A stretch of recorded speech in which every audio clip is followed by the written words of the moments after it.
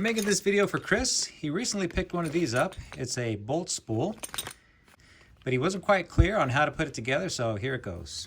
When you order your spool, you'll get a 2.5-inch bolt. You'll get a lower plate and an upper plate. You got a washer. You get a leather washer and an acorn nut. The first thing you noticed was the plate with the 3 holes is too small to fit the bolt through. Now that is on purpose, and that's because it's a press fit. This shank is going to press hard on that, and that way when we use these 2 holes, it's not going to rotate on the bolt.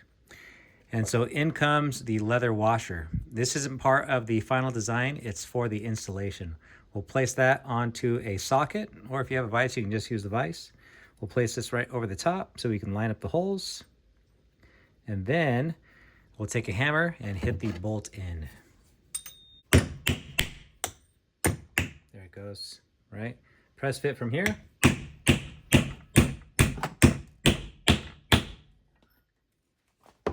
Okay, now the idea is that the leather helps save the aluminum finish. We got a little bit of transfer there, but it's looking pretty good. All right, now we'll take our upper plate and we'll place it right on. Washer and our acorn nut.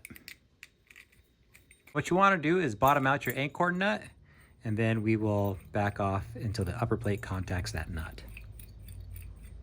There we go. And if you notice, I can spin the back plate without it rotating because of the press fit. Our assembly is complete. Here we have 50 feet of paracord. This is actually called Pararescue because of the bright colors that it uses. Okay. This cord here, it's a big hank. What I want to do is find just the halfway point where they make the hank up and split it right apart. Oh, there we go. Make sure we get it all, otherwise it can get tangled up. With the end of our cord, we'll run it through one hole.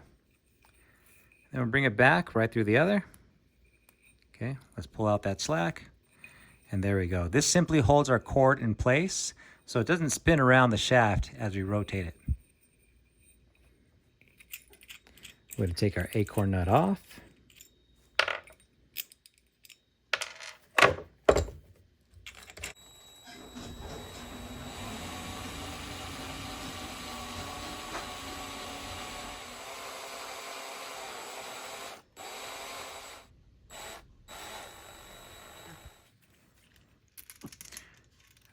Shake the washer down. I'll give my rope a twist, throw it right on top, and then pull it tight.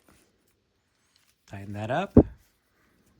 And I just realized I used an old style top plate. The new ones have a notch so that this cord doesn't come undone once you have it spooled up. So let's switch that out.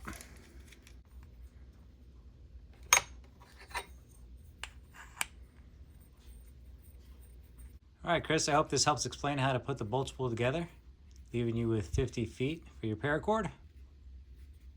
And if you'd like to support my channel, you can pick up your very own bolt spool at my shop, awesomeforsale.com.